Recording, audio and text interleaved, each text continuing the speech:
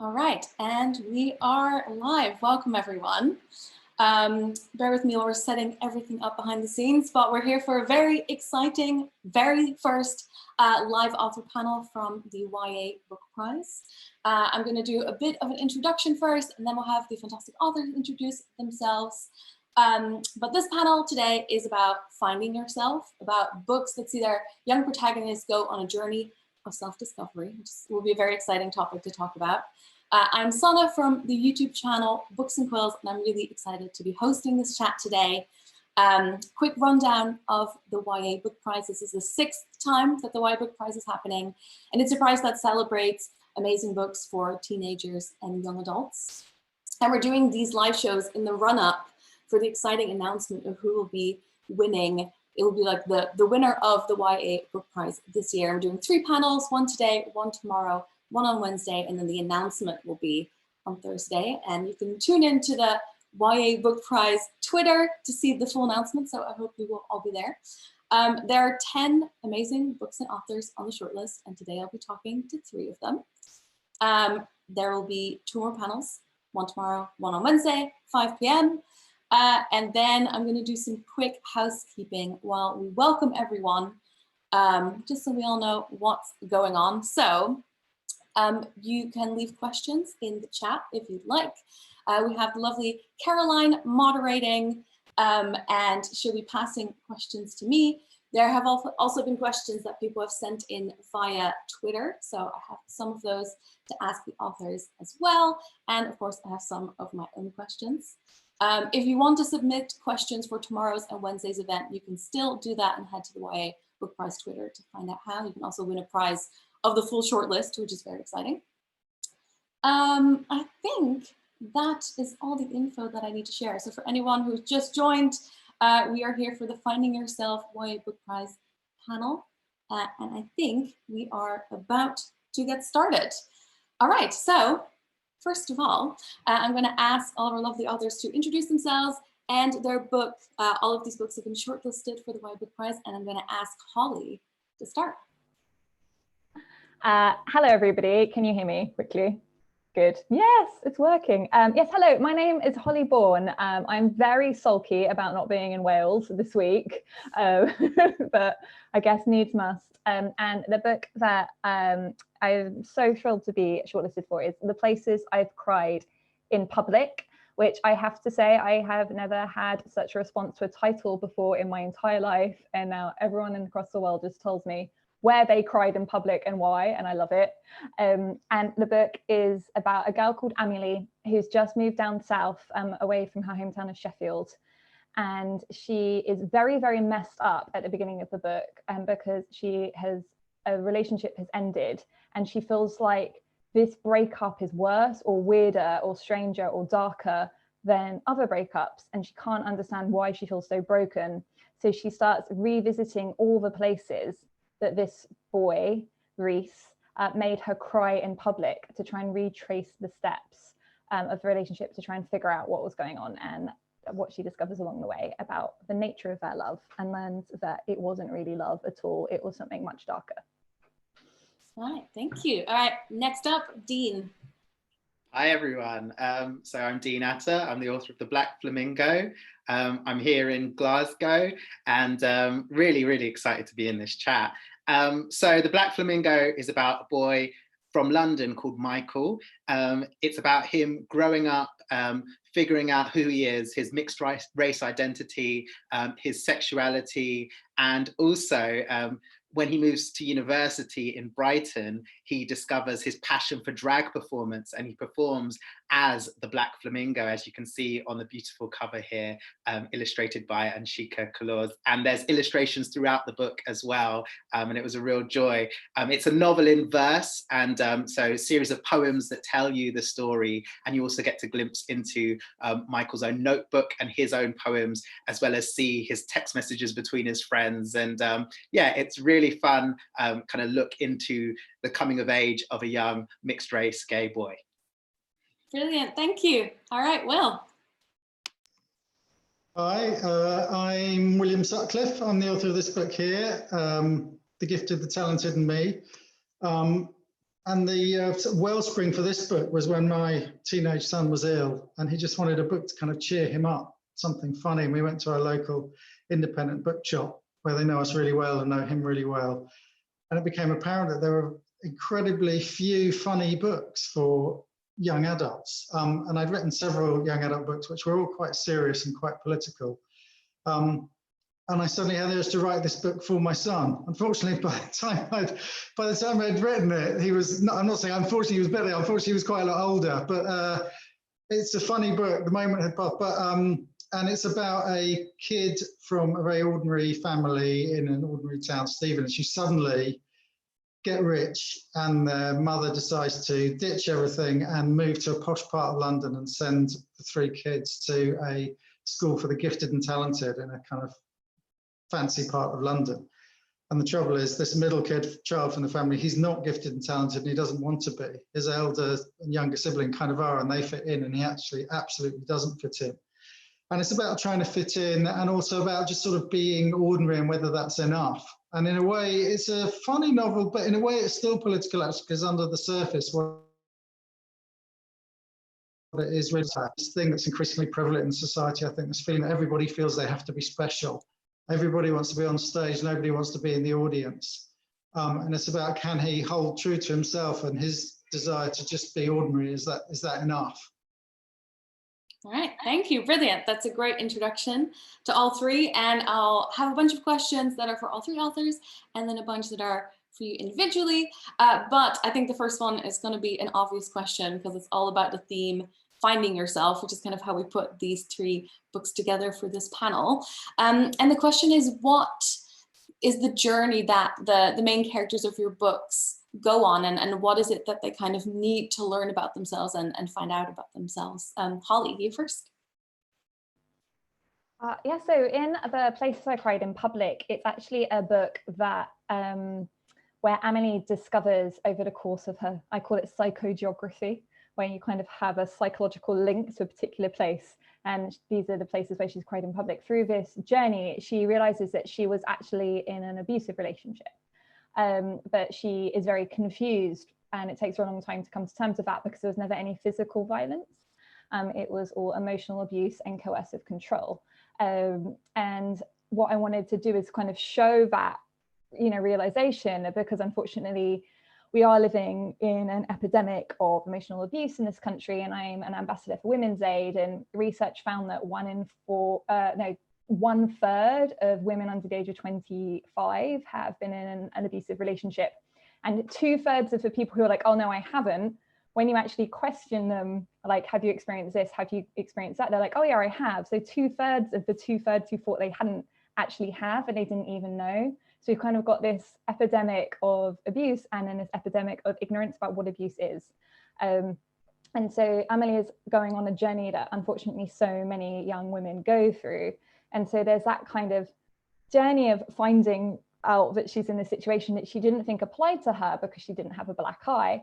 And then the other thing is exploring the impact of emotional abuse, because basically the way that emotional abuse works is yourself is eroded away by the person who claims to love you.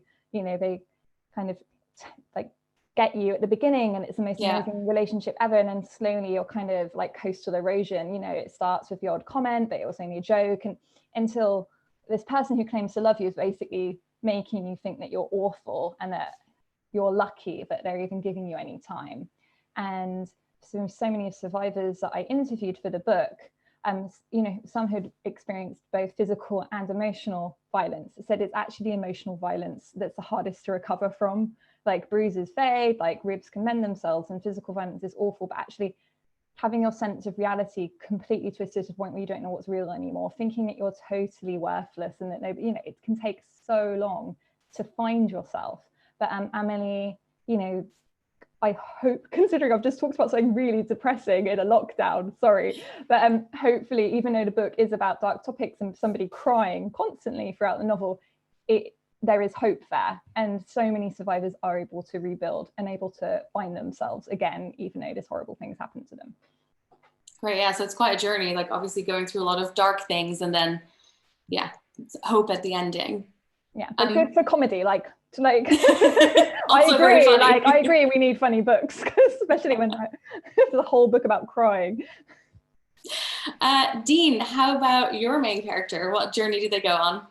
Well, I assure the readers at the beginning of the book that The Black Flamingo is a fairy tale. I literally say the first line is, "This book is a fairy tale," because I wanted to write a story about a Black gay character where you know they're going to have a happy ending, but they still have a really interesting journey.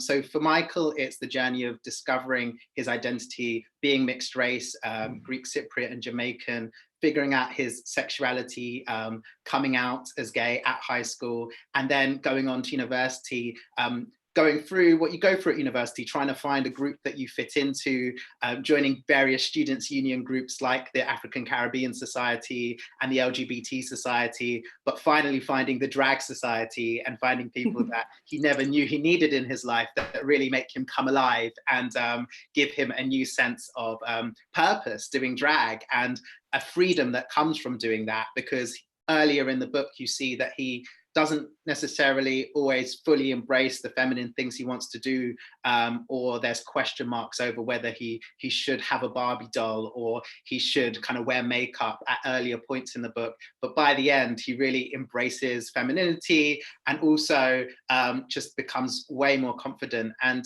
it's about self-love and acceptance. That's the kind of main journey that Michael goes on. Lovely, thank you. All right, and Will? I suppose the journey that he's on really is, I suppose I need to take a step back and look at the book as a whole, actually, compared to the other books I've written. One of the interesting things about writing comedy is that you can sort of dial up your level of reality in a way that you can't in another book. You're aiming for a kind of different kind of truth, I suppose. And so in a way, this book is about a kid who ends up in a slightly unreal situation, but I think in the context of comedy, it works. And I suppose the unreal situation he is that everything that he thinks of as normal in his normal life suddenly is strange, and vice versa. He's in this school in North London where everybody's sort of rich and fabulous and thinks they're very talented, even though they're not, and they think they're a great rock star or an actor or whatever it may be. And he's just an ordinary kid, but in this context, he seems like a complete freak because he doesn't think he's special. He just kind of wants to be with his mates and do sort of ordinary things. And so what he has to do is figure out a way to fit in. And his big decision is, does he compromise himself? He's suddenly in a school where he doesn't like the other people and he doesn't like how they behave and doesn't like their values. But as a result of that, he's friendless. So it's about, does he allow himself to change to become somebody he doesn't necessarily like in order to fit in and have friends? Or does he stay true to himself and as a result of that be quite sort of socially isolated? I mean, even though it's played for laughs, I think in a subtle way, that's a decision that a lot of teenagers have to make, especially if you move house or move to a different place. You can suddenly end up somewhere where you seem very different in a way that you didn't before, and you can have these very radical, stark decisions that it doesn't seem to happen so much as an adult. This expectation that you're supposed to change, that your personality is supposed to be very plastic, and you're supposed to change yourself to fit in, and fitting in is held up as this very high ideal. And sometimes you can end up in a place where maybe it's better off to not fit in order to sort of be yourself, because knowing who you are, finding out who you are, is in a sense, that's the journey that's at the heart of adolescence for everyone, I think. I really like that you talked about being true to yourself, because I feel like that is a theme that comes up in all three of the books as well, and that's a really nice thing to touch upon as well. Before I go to the next question, I just want to say another hi to everyone that has just joined. Maybe you could comment in the chat if you're watching on YouTube, where you are watching from. We did this before we started. We're like, where are we all based? And we'd love to hear as well what you're reading at the moment, especially today on the Bank Holiday Monday. My next question for our panel is, what advice would you give to teenagers who are kind of trying to figure out, where they belong, who they are? And also, is there anything any advice you wish you would have gotten when you were a teenager, or anything you wish you would have read when you were a teenager that you think would have really helped you? And I'm going to switch up the order. I'm going to start with Dean. I wasn't ready. Okay, now I'm ready. So I think I wrote this book literally as advice to my younger self. There's a piece within the book called How to Come Out as Gay. And the first line is, don't come out unless you want to. Don't come out because you think society expects you to. And so my advice to young people would be, take your time to figure out who you are. Don't think you have to know as a teenager who you are, and know that it will change in your 20s and your 30s. We're constantly changing. I'm 35 and I don't think I'm the final version of myself. So I know it's always a work in progress. And so I think for me, when I was younger, obviously when I was growing up, Section 28 was in place. And so schools couldn't promote LGBT books or talk about LGBT relationships or families. And so I really missed out on that. And so now I feel like I'm trying to, put in place what was missing, along with, writers like Juno Dawson, who put together a wonderful Proud anthology that I'm also in. And so I think that is kind of what I'd say. Look for books that reflect you, whatever that is. And if they don't exist, maybe think about writing it. That is excellent advice. Thank you. Holly, how about you? It's really hard. The thing that I always try to remind myself when I'm writing any YA book is that the stuff as you grow up, you realize doesn't matter. Like being popular at school, or when you first get kissed, or when you lose your virginity, or whether or not like people that you don't actually like very much like you back. Like it's like, yeah, age luckily frees you of a lot of that. But actually, when I kind of spend all my spare time researching the teenage brain, which is like weird things that I do, you're actually wired as a teenager to be very aware of your social status, aware of everybody around you and what they're up to. And so actually kind of give yourself a break. Don't feel like you must rise above, because actually like biologically you're wired in adolescence to be like, who's kissed who first, who's popular, who's not, because that's like when we were cave people, adolescence is where like you worked out where you're in the group. So kind of realizing that to not care if like Laura Hollywood likes you or not, like it's just like that's biologically impossible. So kind of free yourself of that, but try to kind of be aware of that, but then kind of be like, hang on, what do I stand for? What do I believe in? What do I think makes a good person? And how can I, even though I'm going to have all this noise in my head all the time, how can I try and quieten that down and live every day in accordance to my values and being true to myself and trying to not harm all the other teenagers around me who are just as upset as I am. Everyone's going through the same thing. Yeah, because I think all the books on this list are so amazing because they don't patronize teenagers, they get it. They get how important it is, to feel important and to feel loved and to feel like you know who you are and you're accepted for that. So I would, in terms of recommended reading, like I'm just stunned by the quality of the shortlist this year. So if people just read the whole list. Just read it. Like it's an incredible shortlist, and all these books I think could really nourish and heal any teenagers out there who are struggling. Beautiful, thank you. Will, how about you? I think the main advice, I'm clearly the oldest person here today in this virtual room. I'm in my 40s. So I'm going to go into old man mode now and just say that from my perspective, somebody in their 40s, what's very apparent to me is that the people who are cool and hot and popular and seem to have it all as teenagers are not the people who sort of seem to end up on top in the long run.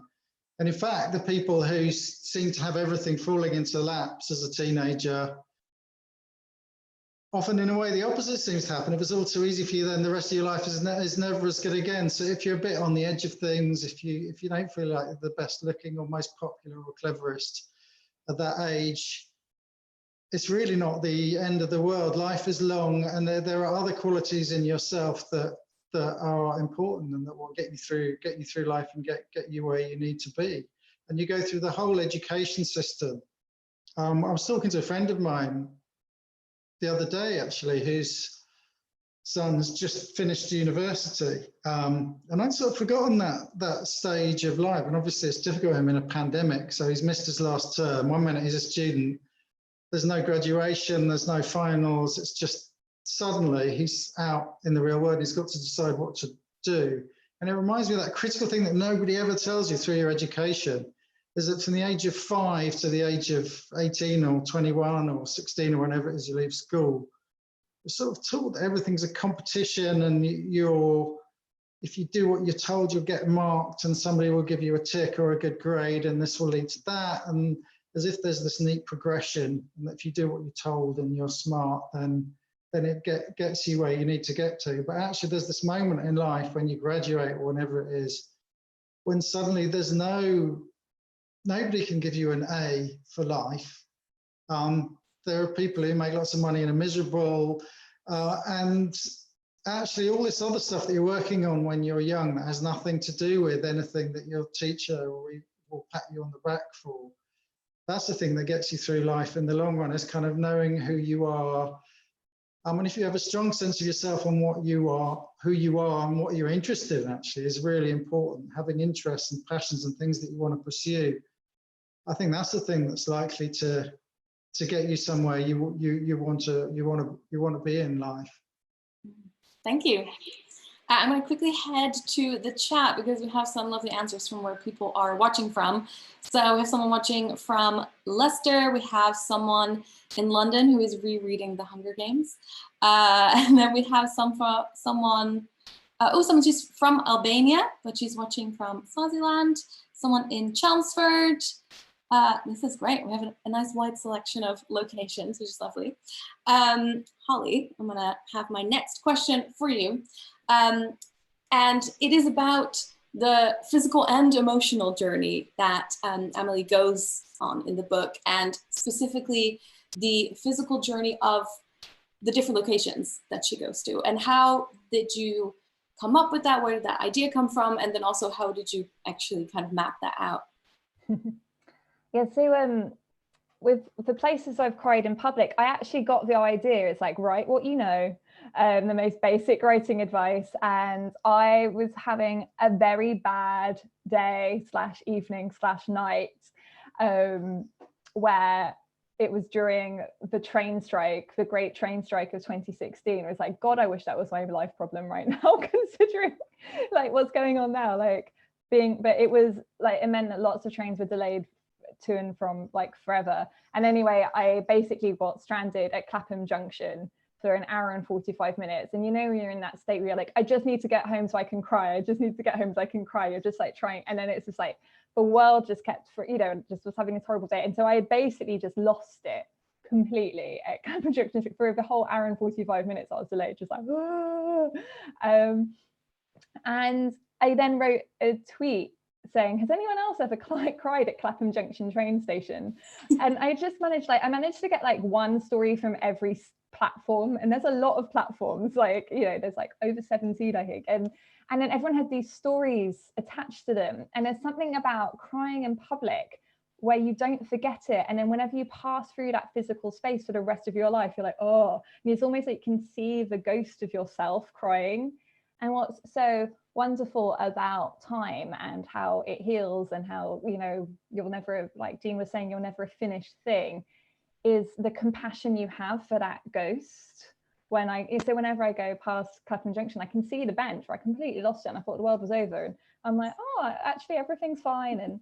And so I wanted to explore that concept of these stains that we leave all over the kind of fabric of our lives. And then, when I was mapping out Amelie's journey, I spent a long time with a map, and I like plotting this book was a nightmare because it's in 2 different tenses, because you've got like the past where she's in the relationship, and then the present where she's figuring out what's going on, and she actually goes through all of them. So there was lots of maps and stuff on the go. And then also I just put Sheffield in because considering I have this accent and I am from the South and stuff, like I do feel like this London centric sometimes vibe, and I was like, I just think like it's about time to put the North up there and like have a book in Sheffield. Although whenever I went to Newcastle and said that, people were like, Sheffield is not the North, like just get out, you don't. But it was important for me to just write a northern girl, considering I've spent a lot of my life living up north as well, and love it up there. Actually, if I didn't have family ties, I would be up there in a shot particularly in lockdown, because London is hard. But it was great to hear as well the actual real life inspiration, like the moment you had that inspired it, and then the fact that so many people got back to you about it. You're like, it's great, and something going on here. Yeah, and every story was empowering. That's the thing. It seems to be like publicly crying seems to be this awful catalyst for positive change in your life. It's like if life is that bad or that problem is that awful, but you're just a blubbering, it seems to be like, you know how sometimes you can hit rock bottom and it's like you need that to push back up, like you need that gravity. So yeah, even though I have all these stories that people tell me about, completely losing it, and then some of them are very dark and sad and awful, all of them seem to have been provided this catalyst, just like if you're crying all the time in public, like something needs to change. Thank you. My next question is for Will, and I want to ask you about, especially about writing funny books. And obviously you're saying there's been, a bit of a change or like a difference in the books you wrote previously and in themes as well. And do you have any particular tips for people if they kind of want to veer into especially writing funny books for teenagers? How can you be funny? That's a hard one, actually. I'm trying to write my next book now, and I'm wrestling with this question. I want someone to tell me the answer. I think with that book, I think with a lot of humor, what you actually need is a good setup is really critical, actually. Just the premise that works. I find that I think every writer seems to have a different methodology for how they plan their books. Some are obsessive planners, and they plan the whole plot out. They write a kind of chapter summary and plan the whole thing before they start. Other writers know almost nothing, and they just sit down and start writing. And I try and do it a bit differently each time, but I'm sort of halfway between the two, in that I'll have a general idea. I know where I'm starting, and I know roughly where I want to get to, and I have a vague plan, which always changes as I write. And the analogy that sort of best describes it for me is it's a bit like driving on a country road at night with your headlights on. And the next bit of road in front of you is illuminated, and beyond that it's kind of darkness. By the time you've driven the next 100 yards, hopefully the next bit of road is illuminated. I mean, what I've found with humor is that if you have a good idea that sort of clicks together, and actually this book was easier to write than anything I've written for years and years. And I think it was just luck. It's comedy needs quite a good plot, and it's a sort of mechanism. And I kept on sort of driving into the dark like this. And at every stage, the next bit just sort of popped up, and there it was. And that isn't always the case. Sometimes you just drive and then there's nothing there, and you have to stop and think and go back and rewrite and fumble your way towards the next bit. And with this one, something sort of magic happened. It all just sort of clicked into place. And I had holes in the plot, and they just sort of resolved themselves. So I'm sorry, that's not very useful advice, actually. But I think think of it as a mechanism. I think don't forget the story is very important in all books, for young people particularly, but especially in humor. And you sort of work on your story, and that's one thing I think that a lot of creative writing teachers teaching leaves out. It's very easy for an English teacher to teach you about punctuation, how to write a sentence, but how you actually put together a story, that's a weird sort of technical skill, like knowing how to assemble an engine in a way. And what makes a good story and what makes a bad story is tricky. It's not even really part of an English degree, actually. It's not something people think. It's something that writers think about obsessively, but sort of academics and English teachers don't really get involved in. And I think you just have to work pretty hard at your story, and don't think that humor is going to be any easier to write than other things. Having written both, it should read very quickly and easily. It should read like somebody's just sat down and it's all just come out. And in a way, like saying, the plot of this did fall into place. The first draft was easy to write in a sense, but the way to make something funny actually is to rewrite it again and again and again, polish and polish and polish and polish, until it looks effortless. That's the irony. That's the weird thing. The more effort you put in, the more effortless the writing looks in the end. So as with all things, write and write and write and polish, and don't expect your first draft to look like a book you pluck off the shelves at the library. I think that's where a lot of young writers can get discouraged, because even the best writers in the world, their first draft probably looks pretty ropey, and you have to just keep doing it again and again and again, and just keep at it. And the secret of that is to try and make sure that you're enjoying the process. Actually, if it feels like homework to you, people aren't going to enjoy reading it. Find a way, find a subject, find an idea that you enjoy writing. And only if you're enjoying it do your readers stand a chance of enjoying it. So essentially try and write for yourself, and hopefully the audience will find you. Don't sort of try and second guess the marketplace and think about what's popular and try and write your own version of last year's hit. I really don't think that's the way to go. I mean, I think that is a bunch of fantastic tips all wrapped into one. So that was great. Thank you. And then my question for Dean is, so you wrote a first novel, which first of all, could you explain to people what that means in case they don't know? And I am really curious about what is kind of the most difficult part of that, and what is the biggest benefit, do you think, from it? So a verse novel is a series of poems that tell a story, or you could also look at it as one long poem telling you a story.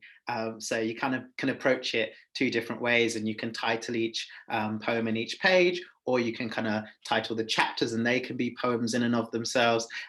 So there's kind of a few things going on in the Black Flamingo in that regard, because there's some poems with titles and there's other chapters which kind of all roll like one long poem. So I've kind of gone a kind of hybrid version of that. And I kind of picked that up from reading lots of different verse novels and seeing what I liked from what different authors were doing and just doing it my way. And I think that's the best way to approach writing.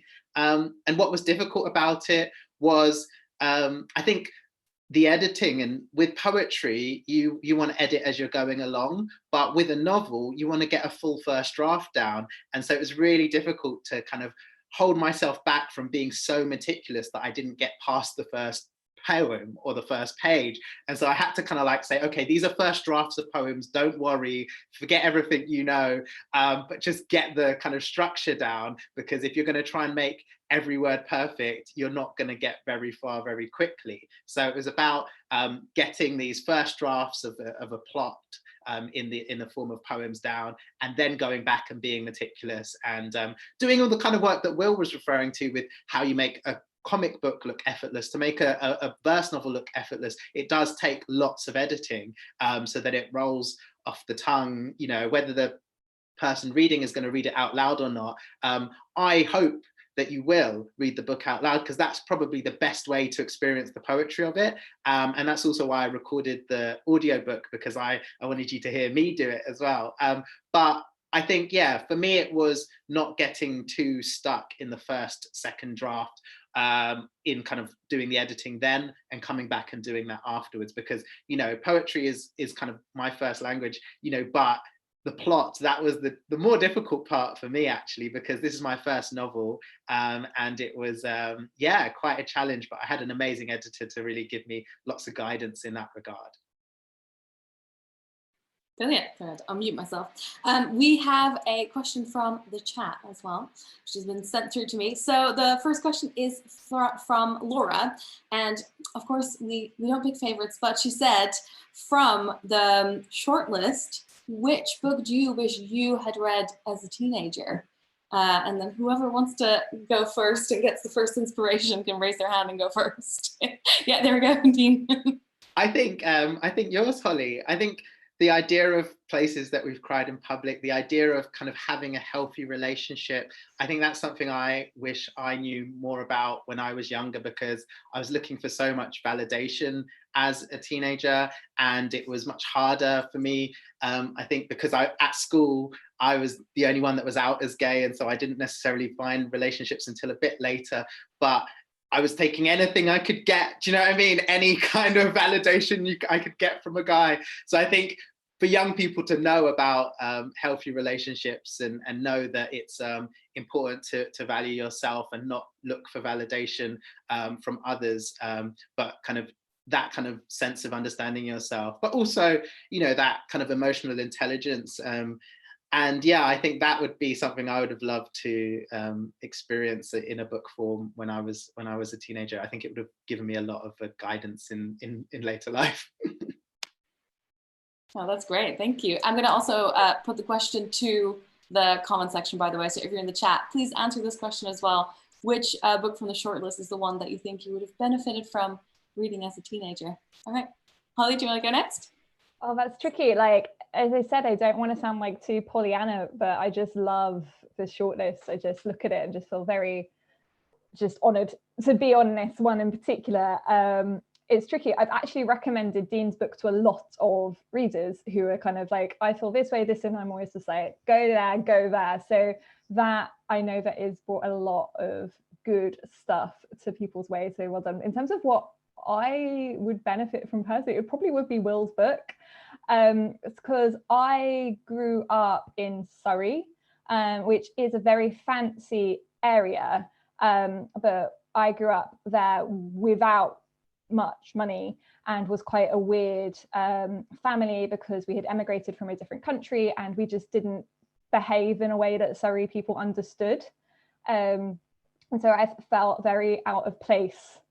And nobody ever talks about class as a teenager. And it's as you get older, you just realize that we live in such a, like, our country in particular is, it is like, and you know, a free layer ice cream, it is mad. And you talk to people from other countries and they're like, yeah, no, it's not like this in this country. Like, obviously there's, you know, power imbalances and all that sort of stuff, but in terms of like, you know, posh people, middle class, working class, like that segregation. And yeah, so I think I would have had a lot of fun reading your book, and it would have made me feel a lot better about myself, because I did feel like some sort of weird displaced person, and I just didn't I just never felt more fish out of water than I did growing up in Surrey. And having someone being able to poke fun at it would have been very nourishing to me also. And I just loved reading funny books as a teenager. I was obsessed with Louise Renison and Adrian Mole, so yeah, it would have been nice. Will, how about you?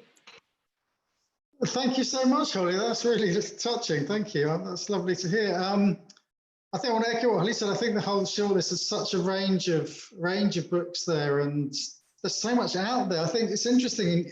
The question being, you know, not what's your favourite book necessarily, but what I would have benefited as a teenager. What's striking to me as of a slightly different generation is that when I was young adult literature didn't even exist as a genre.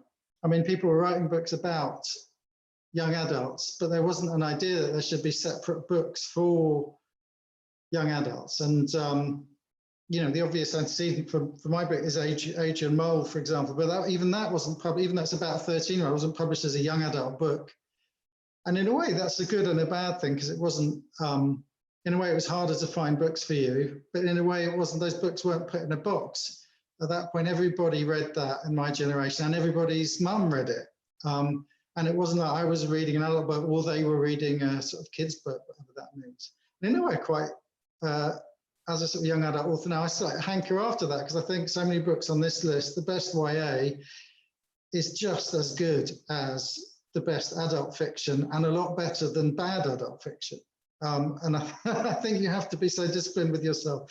So there's a lot of great books, so many good books there, and I think the variety in young adult fiction is very nourishing. But I think one of the interesting things about the world's changed since I was a teenager is not just that, but also, I don't think when I was young, anyone ever said it was okay to be angry, actually. Anger was always seen as something negative and was seen as a sort of twin of naughtiness. So I think Furious Thing would have had a huge amount to say to, well, an 80s teenagers, which is what I was. Actually, anger is often, you know, especially now more than ever, a legitimate reaction to what's going on.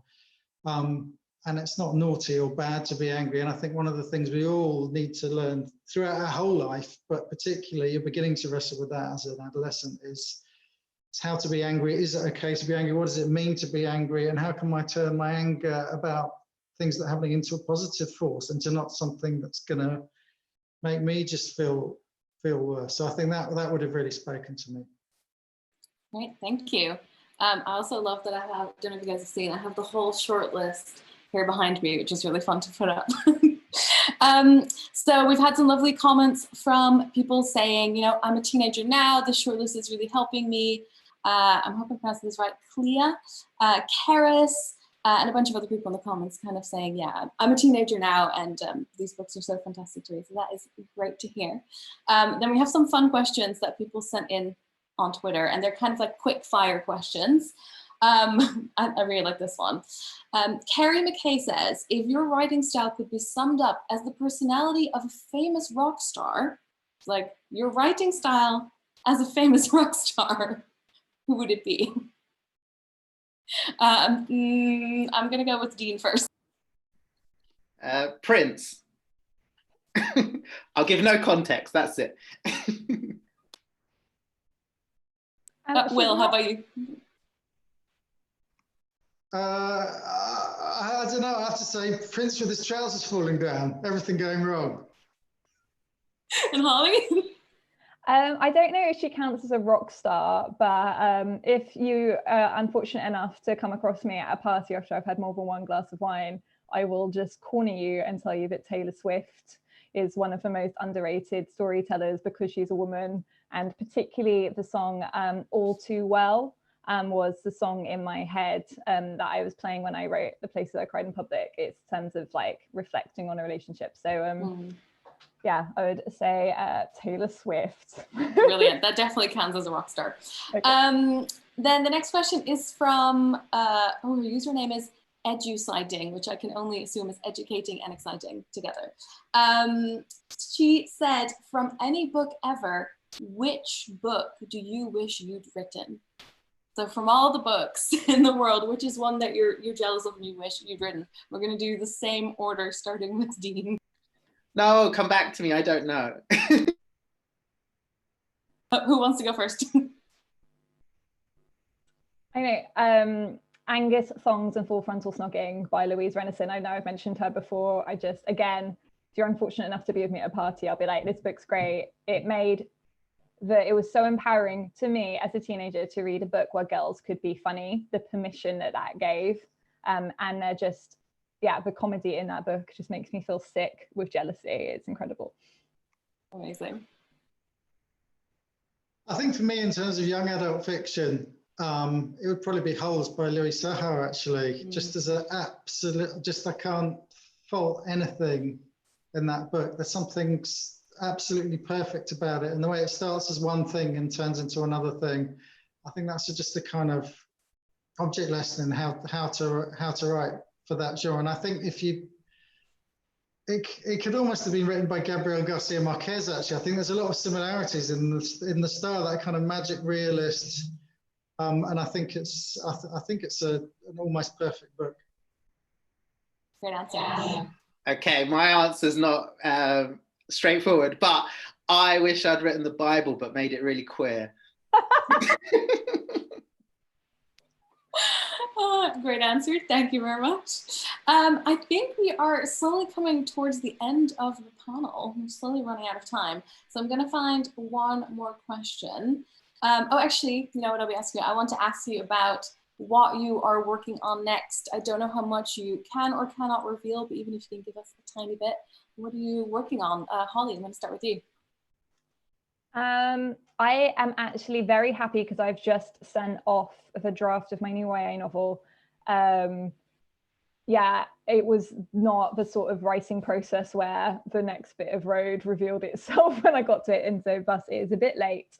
But I read it back and I was very happy with it, and it is a book about school and secondary school. It's a very back to basics YA. I just really wanted to write a book about the importance of secondary school, and it's about finding yourself in the margins of other people's stories and how to step out of that and start being the main storyteller, and the importance of telling your truth rather than listening to people tell you your others. And that's all I can say.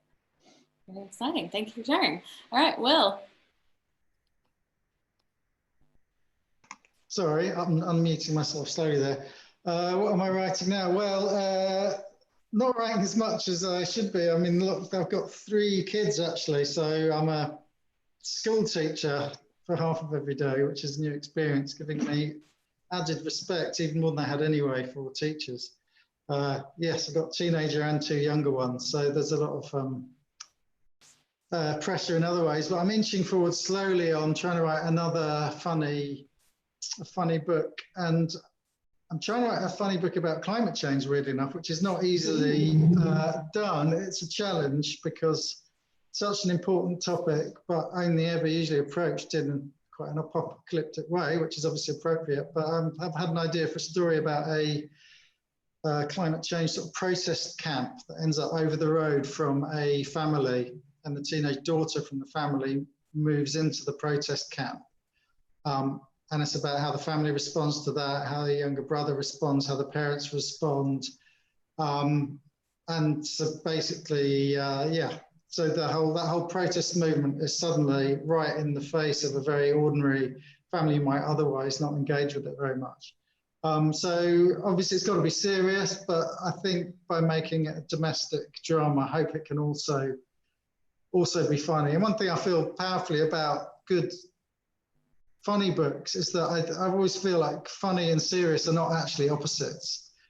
The best funny books are also serious. To me, the opposite of funny is unfunny. And there are unfunny books, and you don't want to be one of those. I think the books that I love most, the books that are both funny and serious. So I'm trying to write one of those, fingers crossed. That's what I'm aiming for. Yeah, sounds exciting. How about you, Dean? Well, I've got a poem that's going to be in an anthology that's going to be published, an ebook on Thursday called Stay at Home. And it's 40 Scottish-based writers writing for children. So that's something to look out for on Thursday, and you'll be able to download that. And then my own projects, I'm working on more YA and a children's picture book, and also poetry. And I've written a lot of poetry in the past few months. So yeah, it's been quite a good time for me writing-wise, but not otherwise. Well, thank you for giving us a little preview of what you're working on. That's very exciting to hear. Thank you for being here as well. I have a bunch of things to share with everyone before we end it, but firstly, I want to say thank you so much for being here and giving all these really thoughtful and funny and just amazing answers. And then I also want to say thanks to the chat, so everyone that was here watching, sending in their amazing questions. Show the authors some love in the chat before we leave. And then before we go, I also have a little announcement of the first person who is winning the full shortlist, which is very exciting. And it was someone who sent in a question on Twitter. And the winner is Razia M7. And we will be contacting you. Congratulations. You have won a full set of the shortlist. And if you want to be in with a chance to win this as well, because it's obviously an amazing prize, leave a question for tomorrow's panel or the panel on Wednesday on Twitter with hashtag YA10, and we'll be picking up some more of those questions and using them. And tomorrow's panel is the Big Issues panel with Mallory Blackman, Juno Dawson, Jenny Downham, and Lauren James. That's going to be exciting. If you didn't get the chance to watch this full panel, if you arrived a little bit late, you will be able to watch the full thing on the Bookseller YouTube channel, so don't worry, it will all be there. And if you want to read extracts from all the shortlisted books, they are on the YA Book Prize website. So there's lots for you to take a look at. And I think that is all the messages for me. Thank you so much for being here. Holly, Will, Dean, thank you very much. Thank you for your great questions. Yeah, thank you. All right, and we're going to say goodbye, and we'll hopefully see everyone tomorrow. All right, bye. Thanks, bye.